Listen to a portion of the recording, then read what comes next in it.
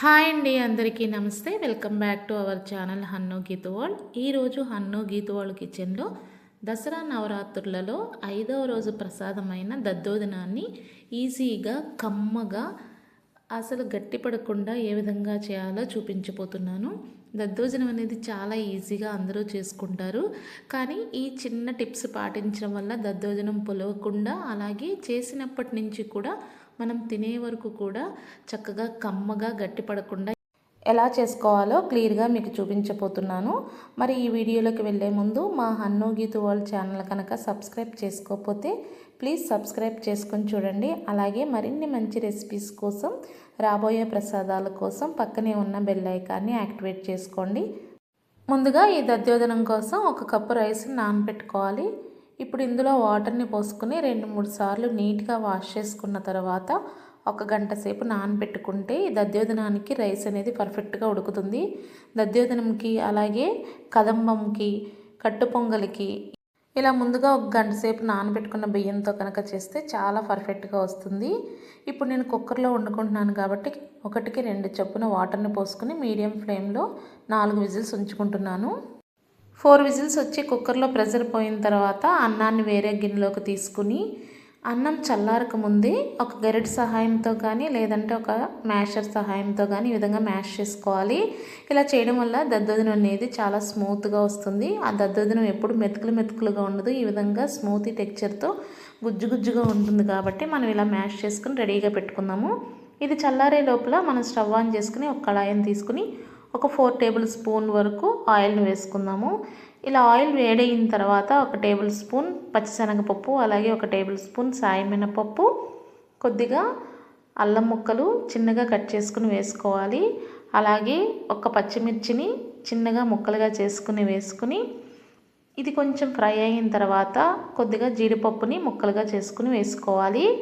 ఇదంతా కొద్దిగా వేగిన తర్వాత 1 టీ స్పూన్ జీలకర్ర, అలాగే 1 టీ స్పూన్ ఆవాలను కూడా వేసుకుని ఇంకో 2 నిమిషాలు ఫ్రై చేసుకున్న తర్వాత 1 గుప్పెడు కరివేపాకు, అలాగే 1 గుప్పెడు కొత్తిమీరను కూడా వేసుకుని 2 నిమిషాలు ఫ్రై చేసుకుని ఫైనల్గా దీనిలో కొద్దిగా ఇంగువను కూడా వేసుకుంటే బాగుంటుంది. మీకు ఇష్టమైతే దీనిలో కొద్దిగా మిరియాలను కూడా వేసుకోవచ్చు. నేనైతే మిరియాలను వేయట్లేదు. ఇప్పుడు తాలింపు బ్రౌన్ కలర్ వచ్చే వరకు వేయించుకున్న తర్వాత స్టవ్ ఆఫ్ చేసేసి పక్కన పెట్టుకుందాము. ఇందులో మనకి అన్నం చల్లారిందో లేదో ఒకసారి చూసుకుందాము. ఇప్పుడు అన్నం అయితే పూర్తిగా చల్లారింది. దీనిలోకి సరిపడా సాల్ట్ని వేసుకున్న తర్వాత మనం 1 కప్పు రైస్ వండుకున్నాం కదా, ఏ కప్పుతో అయితే మనం రైస్ని తీసుకుని కొలతగా పెట్టుకున్నామో అదే కప్పుతో 1 కప్పు పెరుగును వేసుకుని ఒకసారి అంతా కలిసేట్టుగా కలుపుకోవాలి. చూడండి, మనం కలుపుకునేటప్పుడు అన్నం గడ్డలుగా లేకుండా స్మూత్గా ఉండేట్టుగా చూసుకోవాలి. ఇప్పుడు అదే కప్పుతో 1 కప్పు పాలను కూడా, పాలనేవి కాచి చల్లార్చిన పాలు అయి ఉండాలి.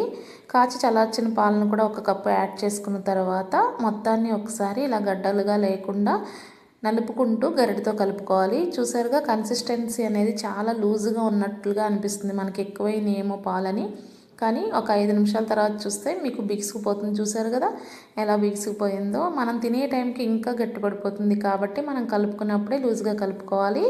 ఇప్పుడు దీనిలోకి తాలింపును కూడా వేసుకుని మొత్తం అంతా కలిసేట్టుగా 2 నిమిషాలు కలుపుకోండి. ఈ తాలింపు ఫ్లేవర్ పెరుగుకి పట్టేంత వరకు కలుపుకున్న తర్వాత మనకి దద్దోజనం అయితే రెడీ అయిపోయింది.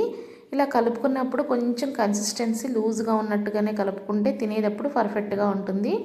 ఇంతేనండి, ఇలా సింపుల్గా చాలా తక్కువ టైంలో దద్దోజనం రెసిపీని అయితే తయారు చేసుకోవచ్చు. ఈ దసరా నవరాత్రుల్లో 5వ రోజు ప్రసాదంగా చేసుకునే ఈ దద్దోజనాన్ని నేను చెప్పిన విధానంలో చేసుకుంటే కనుక చక్కగా లూజుగానే చాలా టేస్ట్గా ఉంటుంది. కానీ పెరుగును కలుపుకున్నప్పుడు మాత్రం చాలా ఫ్రెష్గా కమ్మగా ఉన్న పెరుగును కలుపుకోవాలి. పెరుగు పులుపు వచ్చిన పెరుగు కలిపారంటే కనుక ఊరికనే పులిసిపోతుంది, టేస్ట్ ఉండదు. మరి ఈ దద్దోజనం రెసిపీ కనుక మీకు నచ్చినట్లయితే మా హన్ను గీతు వరల్డ్ ఛానల్ని సబ్స్క్రైబ్ చేసుకుని ఈ రెసిపీని మీ ఫ్రెండ్స్ అండ్ ఫ్యామిలీకి షేర్ చేయండి. అలాగే మీకు నచ్చితే కనుక లైక్ చేయడం మర్చిపోవద్దు.